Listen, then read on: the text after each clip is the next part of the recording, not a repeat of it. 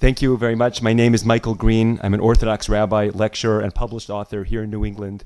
I drove here twice today from Massachusetts. I have a lot of appreciation to Sir and Madam Chair and the members of the committee for being here so late at night. This bill is unconscionable because it constitutes a grave violation of the First Amendment. If a drunk driver has the right to decline a needle stab, then surely a healthy, law-abiding citizen does as well. The claim that no religion opposes vaccination is patently false. Religion is not monolithic, and everyone is entitled to their own moral, ethical, or philosophical beliefs. But that aside, I'm here today to represent Judaism, the world's original Abrahamic faith. Judaism strictly prohibits the current vaccine policy. The use of aborted fetal DNA constitutes a grave desecration of the sanctity of human life, a violation of the Noahide laws, the universal code of morality of Genesis chapter 9. Do not believe the so-called experts who claim that Judaism supports vaccination. These people are unlearned and unfamiliar with and are misrepresenting Judaism. I spent the greater part of the last year corresponding with rabbis, with Orthodox rabbis throughout the country and many here in Connecticut. Not one single rabbi endorsed the mandatory vaccine policy.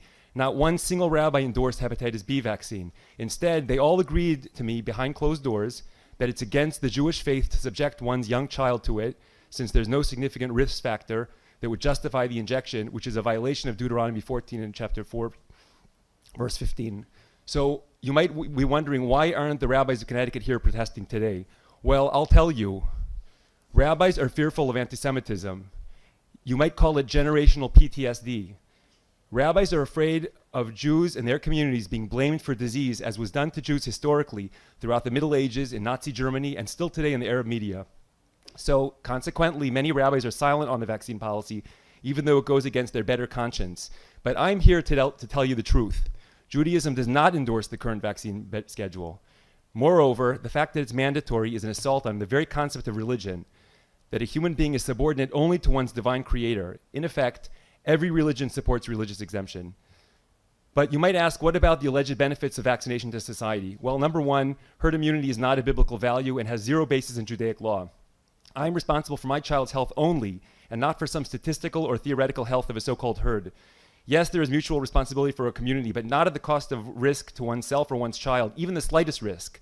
Every single vaccine carries a risk. That is an undisputed fact. The Supreme Court ruled in 2010 that vaccines are unavoidably unsafe. But even if there is societal benefit to vaccination, the ends do not justify the means. We cannot claim to be trying to benefit the majority by persecuting the minority and usurping their First Amendment rights to religious freedom and bodily autonomy. We may not discriminate against healthy children simply because they're staying true to their family's moral, ethical, or philosophical values. These children pose a danger to no one. That is a scientific fact, and everyone knows it. This has nothing to do with keeping anyone safe, but only about unjustly enforcing an unjust policy. Hepatitis B is the proof. Education is a right. We cannot deny a child an education. Stop Bill Hb5044. Thank you very much. Thank you, Rabbi. I do have to comment. It's quite possible that you made an erroneous statement based upon the fact that you hail from Massachusetts. I will tell you there are rabbis throughout the state of Connecticut that support this bill. The rabbi in my congregation supports this bill and is getting signatures from other rabbis across the state of Connecticut. So I really don't think you can reasonably say you're speaking on behalf of Judaism or all the rabbis in the state of Connecticut. I'd be glad to acquaint you with that information when I receive it, but I hope you understand that I fundamentally disagree with your statement with regard to Judaism's position on this, because you certainly do not speak for all the rabbis in the state of Connecticut. May I reply?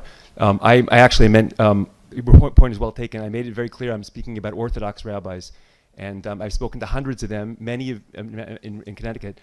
I have an open challenge to rabbis throughout the world. Not one leading authoritative Orthodox rabbi has stepped forward to endorse the hepatitis B vaccine or HPV vaccine, not one. So as of right now, I have to conclude that Orthodox Judaism is opposed to the mandatory vaccine schedule.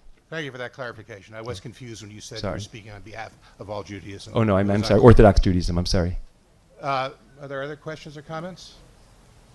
If not, thank you for your time. Rabbi, thank you for traveling down here twice in one day. Thank you very much.